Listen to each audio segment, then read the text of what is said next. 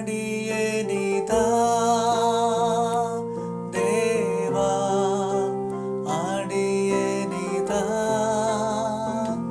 ദേവാ അടിയനിതാ ദേവാ അടിയനിതാ. സുഭാഷിതം. ഓബദ്യാവിന്റെ പ്രവചനം 3-ാം വാക്യം. പാറപ്പിളർപ്പുകളിൽ പാർക്കുന്നവനും ഉന്നത വാസമുള്ളവനും ആരെന്നെ നിലത്ത് തള്ളിയിടുമെന്ന ഹൃദയത്തിൽ പറയുന്നവനുമായവനെ, നിന്റെ ഹൃദയത്തിന്റെ അഹങ്കാരം നിന്നെ ചതിച്ചിരിക്കുന്നു. The pride of your heart has deceived you. You who dwell in the clefts of the rock, whose habitation is high.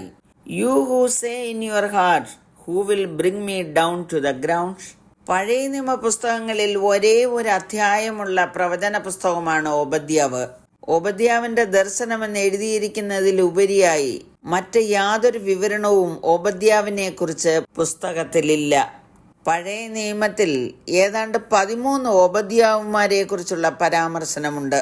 1 രാജാക്കന്മാരുടെ പുസ്തകം 18-ാം അധ്യായത്തിൽ ആഹാബ് രാജാവിന്റെ ഗ്രഹവിചാരകനായ ഓബദ്യാവിനെ കുറിച്ച് പറയുന്നു. 3-ാം വാക്യത്തിൽ ഓബദ്യാവോ യഹോവയെങ്കിൽ മഹാഭക്തനായിരുന്നു. ഇസബേൽ യഹോവയുടെ പ്രവാചകന്മാരെ കൊല്ലുമ്പോൾ ഓബദ്യാവ് 100 പ്രവാചകന്മാരെ കൂട്ടിക്കൊണ്ടു ചെന്ന് ഓരോ ഗുഹയിൽ 50 പേരായി ഒളിപ്പിച്ച് അപ്പവും വെള്ളവും കൊടുത്ത് രക്ഷിച്ചതായി എഴുതിയിരിക്കുന്നു. ഒരുപക്ഷെ ഇദ്ദേഹമായിരിക്കാം ഈ പ്രവചനം എഴുതിയെന്ന് അഭിപ്രായമുണ്ട്. തെക്കേ രാജ്യമായ യഹൂദയിൽ ജീവിച്ചിരുന്നു. ഏദോമിന്റെ നാശത്തെക്കുറിച്ച് പ്രധാനമായി പ്രവചിച്ചു. 21 വാക്യങ്ങൾ മാത്രമുള്ള ഈ പുസ്തകത്തിന്റെ പ്രധാന വിഷയം ഏദോമിന്റെ ന്യായവിധിയും ഇസ്രയേലിന്റെ യഥാസ്ഥാപനവും ആകുന്നു. ഏദോമിയർ യാക്കോബിന്റെ സഹോദരനായ ഏശാവിന്റെ പിൻഗാമികളായിരുന്നു. എക്കാലവും ഏദോമിയർ യഹൂദയ്ക്ക് വിരോധമായി പ്രവർത്തിച്ചു വന്നു. ഉയർന്നതും പാറപ്പിളർപ്പുകൾ ഉള്ളതുമായിരുന്ന സേയീർ പർവ്വതത്തിൽ അവർ വസിച്ചിരുന്നതുകൊണ്ട് ശത്രുക്കളെ കീഴടക്കുവാൻ അവർക്ക് അതിവേഗം കഴിഞ്ഞിരുന്നു. ഉയർന്ന നിലവാരത്തിലായിരുന്ന ഏദോമ്യർ മഹാ അഹങ്കാരികളായി തീർന്നു. അഹങ്കാരികളായി തീർന്ന ഏദോമിന്റെ നാശത്തെക്കുറിച്ചാണ് ഓബദ്യാവ് പ്രവചിച്ചിരിക്കുന്നത്.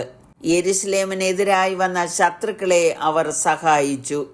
യെരുശലേമിന്റെ നാശത്തിൽ എപ്പോഴും ഏദോം സന്തോഷിച്ചിരുന്നു. എന്നെന്നും യഹൂദയുടെ ശത്രുപക്ഷത്തിൽ പ്രവർത്തിച്ചു വന്നു. തന്മൂലം ഏദോമിനെ ദൈവം ന്യായം വിധിച്ചു. അഹങ്കാരം ഗുരുതരമായ പാപമാകുന്നു.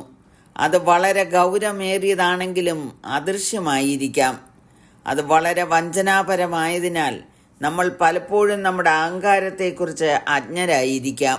യാക്കോബ് 4-ന്റെ 6-ാം വാക്യത്തിൽ പറയുന്നത്, ദൈവം നിഗളികളോട് എതിർത്ത് നിൽക്കുകയും താഴ്മയുള്ളവർക്ക് കൃപ നൽകുകയും ചെയ്യുന്നു. മത്തായി 23:12 യേശു കർത്താവ് പറഞ്ഞിരിക്കുന്നത്, തന്നെത്താൻ ഉയർത്തുന്നവനെല്ലാം താഴ്ത്തപ്പെടും, തന്നെത്താൻ താഴ്ത്തുന്നവനെല്ലാം ഉയർത്തപ്പെടും. അഹങ്കാരം നമ്മെ സ്വന്തം നാശത്തിലേക്ക് നയിക്കുന്നു. യഹോവ ഭക്തി ദോഷത്തെ വെറുക്കുന്നതാകുന്നു. ഡംഭം, അഹങ്കാരം, ദുർമാർഗം, വക്രതയുള്ള വായ് എന്നിവയെ ഞാൻ പകയ്ക്കുന്നു എന്ന് ജ്ഞാനി രേഖപ്പെടുത്തിയിരിക്കുന്നു. ആത്യന്തികമായി ബൈബിൾ നമ്മെ പഠിപ്പിക്കുന്നത് അഹങ്കാരത്തിന് വ്യക്തിപരവും ബന്ധപരവും ആത്മീയമായ തലങ്ങളിൽ പ്രതികൂലമായ പ്രത്യാഘാതങ്ങൾ ഉണ്ടാകുമെന്നും അത് നാശത്തിലേക്കും സംഘർഷത്തിലേക്കും അനുസരണക്കേടിലേക്കും നയിച്ചേക്കുമെന്നുമാണ്. ദൈവത്തിന് കീഴടങ്ങുന്നതിലൂടെയും താഴ്മയിലൂടെയും നമുക്ക് കൃപയും ജ്ഞാനവും കണ്ടെത്താൻ കഴിയും. അഹങ്കാരം വരുമ്പോൾ ലജ്ജയും വരുന്നു. താഴ്മയുള്ളവരുടെ പക്കലോ ജ്ഞാനമുണ്ട്. മനുഷ്യന്റെ ഗർവം അവനെ താഴ്ത്തിക്കളയും. മനോവിനയമുള്ളവനോ മാനം പ്രാപിക്കും. ആകയാൽ താഴ്മയോടും വിനയത്തോടും കൂടെ ജീവിപ്പാൻ നമുക്ക് പ്രാർത്ഥിക്കാം. കരുണയുള്ള പിതാവേ, ഞങ്ങൾ അഹങ്കാരികളായി തീരാതെ താഴ്മയോടും വിനയത്തോടും ജീവിപ്പാൻ അവിടുന്ന് കൃപ ചെയ്യണമേ എന്ന് യേശുക്രിസ്തുവിന്റെ നാമത്തിൽ അപേക്ഷിക്കുന്നു. കേൾക്കണമേ. ആമേൻ.